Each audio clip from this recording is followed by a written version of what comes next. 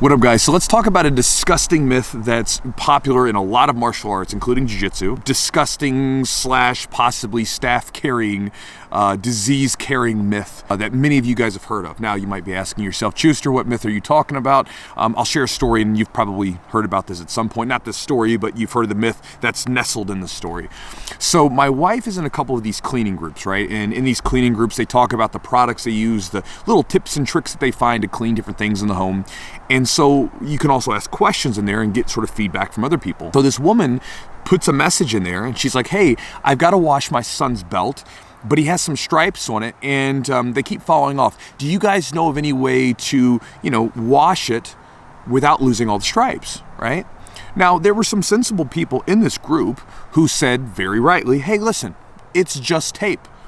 You can always tape that sucker back on, no big deal, or you can talk to the coach and ask them to retape it, not a big deal, it's just tape. But then there were other people.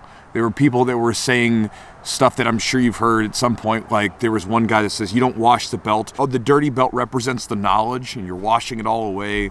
One guy was like, this was probably the more disgusting one, he's like, I'm a lifelong martial artist and I have never washed my belt once.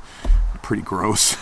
And a lot of them were talking about this myth that just sort of permeates into martial arts, not just jiu-jitsu, but all the martial arts, which is that the belting color, right, going from white and then it changes color periodically and becomes black eventually, is to represent the original belting system where it would go white and then you just wore the white belt until it got so filthy and dirty that it turned black. A black belt just means you have a really filthy, disgusting, mold-ridden belt. What happened was, back in the day, Jigoro Kano, the father of Judo, when he's creating this martial art / sport, right, he's blending together these different martial art forms and making his own and then trying to make it into a sport version that can be shared. He went back to some of his experiences in collegiate and competitive swimming where he was exposed to it was they had these sashes or whatever it was that would, of color, that would differentiate rank, right? So they would wear these different sash colors to discern rank amongst them, right? And he thought it was a good idea. So he did what every good martial artist does. He stole it. He says, hey, good idea, right? Because that's what we do in martial arts. I'm your instructor, I'm teaching you something, you get good with it, you're like, thank you, I'm taking that for myself. So he did what he did. He's like, great idea, let me take that and let me use it and remix it with this judo thing that I'm creating. And so the modern belting system for martial arts started to grow. And I mean, all the martial arts now have taken and just ran with it, right? They're all over the place, and you've got some martial arts, and they've got tons of belts. Like it's up like a belt every month or something in some of the martial arts. And I remember even as a jiu-jitsu coach for kids, right? As like an adult, it's a little bit easier to explain to the adults training, hey, listen, we're not really that big on belts. We got 5 of them. They take forever to get, so you just train. Okay.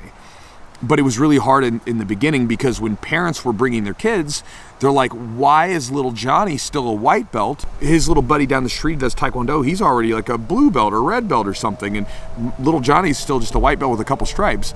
And this is back when, before the IBJJF had their belting system sort of standardized where, they have some different options there.